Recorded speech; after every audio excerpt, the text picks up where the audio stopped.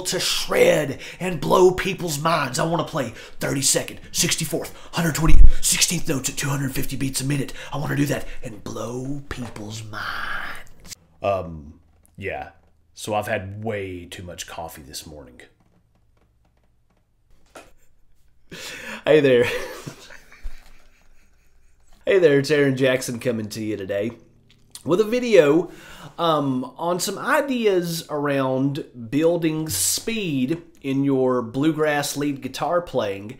And, you know, I'm going to be using bluegrass as the main kind of niche genre here. But honestly, these ideas will work for really any style that you're wanting to build speed in. So I always try to get this out of the way. I do not claim to be the fastest gun in the West. I sometimes wish the internet wanted to hear me play slow blues, but instead it does not, and it likes to hear me play fast grass.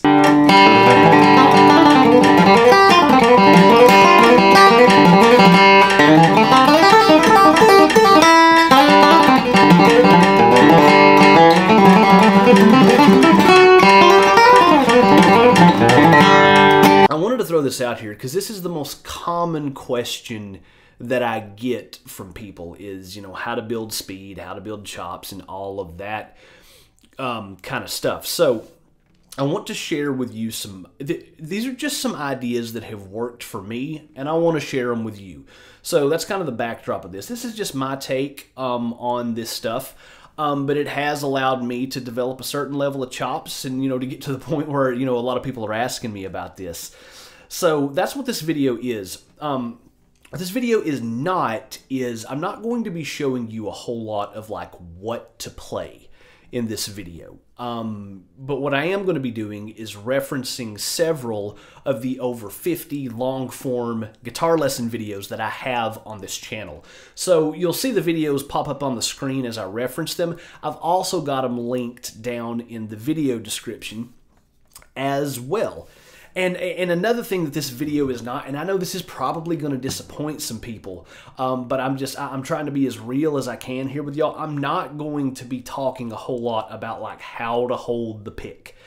Oh my gosh, I get that all the time from people. I understand it, but I think people online overemphasize that stuff. It's not that it's not important, and it's not that it can't, you know, affect your speed. But mostly what I get when people are asking me that, like, people are wanting a shortcut. They are wanting, like, it's like, what's the magic way that bluegrass players hold the pick? Because that's where the speed and the chops and all of that stuff is going to be developed. And there's plenty of people online that do deep dives into that stuff. Go check them out. But my opinion on this stuff is that people overemphasize that.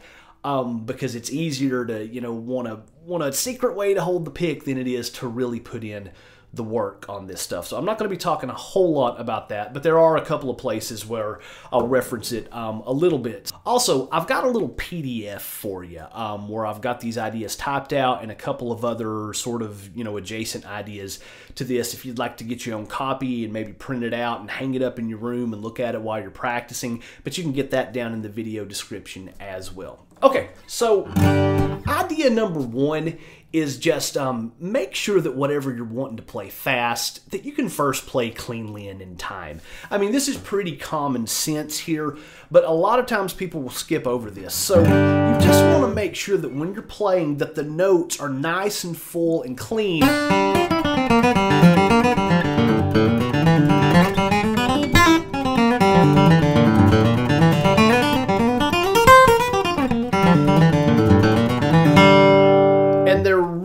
Kind of coming out of your instrument in a nice, full, and clean way. And usually the way to do that is by playing slow, but also too, you want to work on your timing. Now the first video I'm going to reference is this one right here. And what I talk about in that is one of my favorite tools to use for developing your timing and, you know, being able to play clean and in time. and that is the train beat backing track. I love playing along with a train beat, so that one's great. Also, the Strum Machine is amazing. I'm sure most of y'all are aware of the Strum Machine, and if you don't have a subscription to it, please get it. It's an amazing tool to practice with. It's fun, and it makes practicing your timing really easy. What a lot of people do is they kind of get stuck here, and they're like, I can play, Salt Creek at, 80 beats a minute.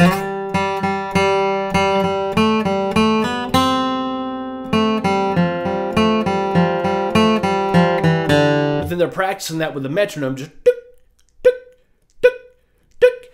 And that's a great place to be. You want to be able to play that tune, clean and in time along with the metronome. That's great. But honestly, it's kind of freaking boring.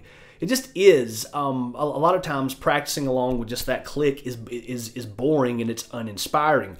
Fortunately, we have better technology and we have more tools at our disposal. And my two favorites are that train beat backing track and the Strum Machine app is also great as well. Playing along with music is great too. I highly recommend it, but a lot of times, I know this has been the case with me and also with some of my students, that a lot of times you'll be playing along with the music and you're like focused in on that and you think you're playing in time, but you're not actually.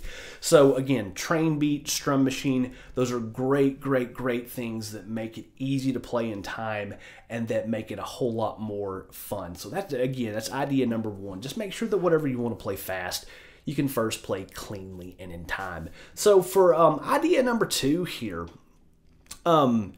have some type of technique, drill, or exercise that you practice every day. So I have done several videos on this channel giving you a bunch of really great technical exercises to practice for your picking and your fretting hand. So I've heard some people in this space kind of poo-poo the idea of doing technique drills in favor of just, hey, just play, fiddle tunes and that kind of stuff. All well and good. But me personally, I like having a couple of like deliberately difficult things that you practice that make the other music that you're trying to play a little bit easier. Whether it's, some of these like John Petrucci rock discipline ideas where we're doing stuff like,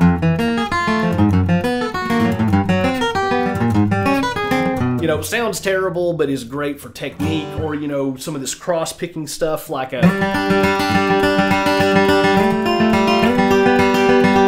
that stuff's great to practice, or, that kind of stuff is really great to practice. Again, you can reference these videos here to get a bunch of technique drills that you can start using in your practice routine. I don't recommend spending all of your time on technique drills, though, because we're ultimately doing this to play music, and in this case, we're playing bluegrass. But having a couple of those ideas that are deliberately difficult, that force you to oil the machinery of your technique, I think will make playing fast easier. All right, so let's go into idea number 3 here. Repetition. Repetition. Find a couple of licks or phrases that you would like to be able to play fast and just do a bunch of repetition on them, like a bunch. This is where we want to put together that whole repetition is the mother of skill truism. And now for this, check out this video right here where I give you a couple of really great bluegrass licks that are good for doing just a bunch of repetition on that. I just don't hear a lot of people in the guitar playing space anymore really like blowing the horn for this idea. But I mean, honestly, if you'll take like a couple of licks that you'd like to be able to play fast, something like,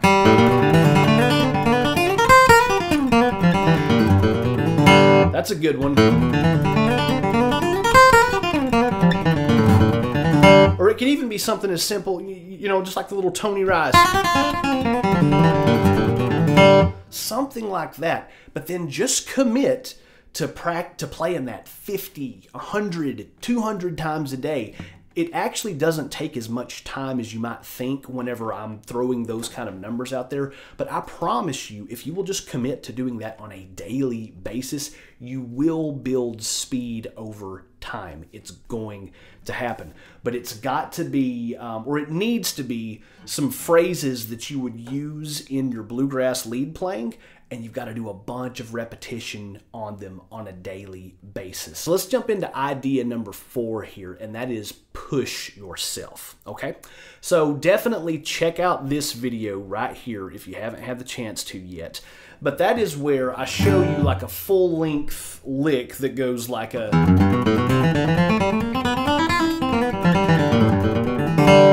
But then I show you how you can shorten that lick a little bit doing... And you can shorten it even more just doing... But each time you do that, you kick your metronome or drum track up a little bit, and it starts to acclimate you to playing at tempos that are faster than you're normally used to playing at. Another great thing to do is maybe take a fiddle tune that you're working, like Big Mine. Let's say you can play that at 100 beats per minute. You can play that whole tune at 100 beats per minute, which is great. But then maybe just take a little bit of the A part of Big Mine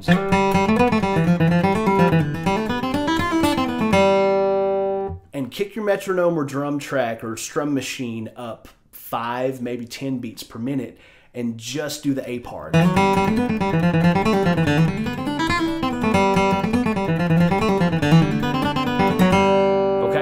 And you can even just do like the first half of the A part. Just...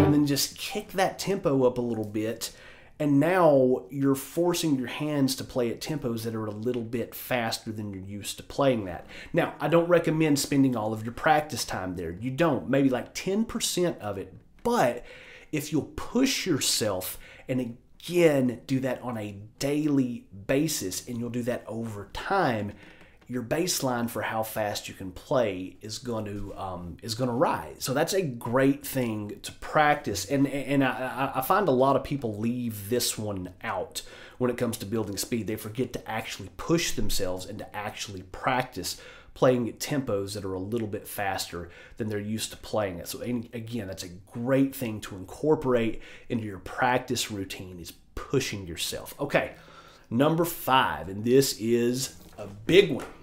Relax. Relax.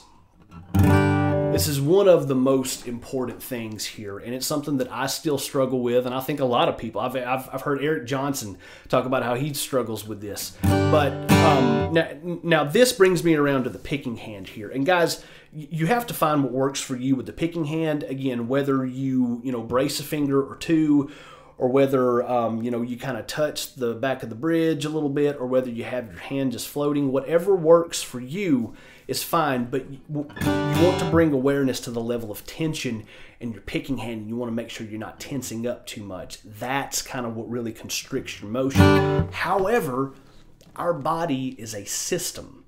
Our muscles are interconnected. So not only do you need to bring awareness to the tension in your picking hand, you need to bring awareness to the amount of tension in your whole body. For me, when I'm doing this stuff, especially in my shoulders and in my back, okay? I find if I'm hunched over the guitar and I'm tensed up like this, it's just... I find I just need to relax my shoulders, relax my picking hand.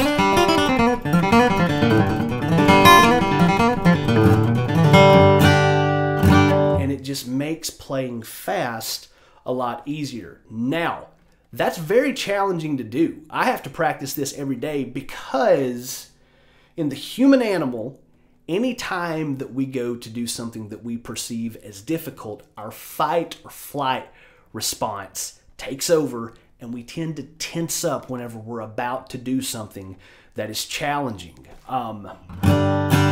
So it's counterintuitive to relax your body and to relax your hand whenever you're gonna play something that's fast or challenging. But I promise you, it'll feel a little weird.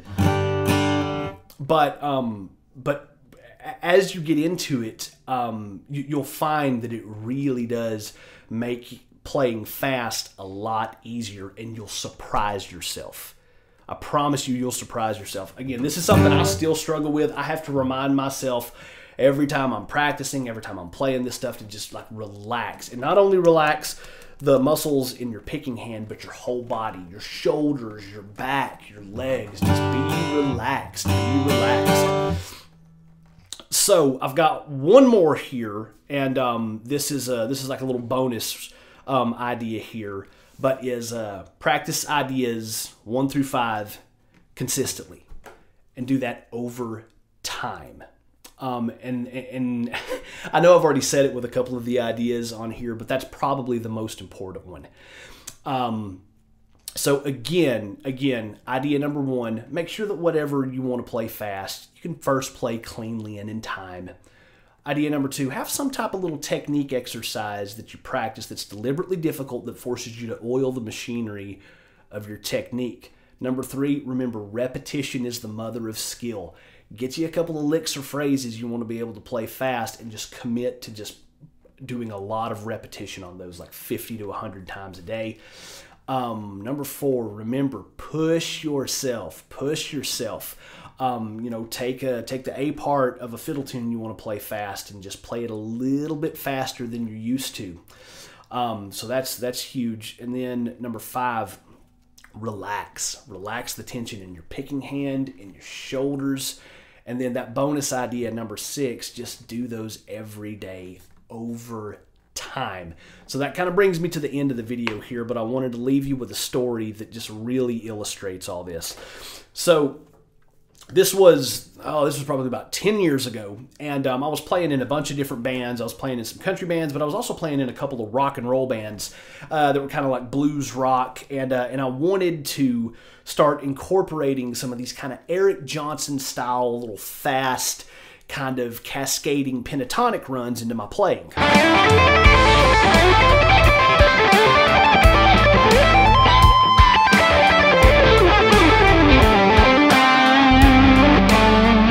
And so I remember, I think it was at the beginning of the year, this was like 2015 or 2016, I had been spending a bunch of time online watching a bunch of videos about pick slanting and, you know, how to hold your pick.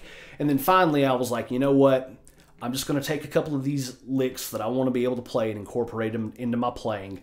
And I'm just going to play them a bunch. I'm going to play them like 100, 200, 300 times a day, and I'm just going to do it every single day. I feel like I'll probably get pretty good at them if I do that.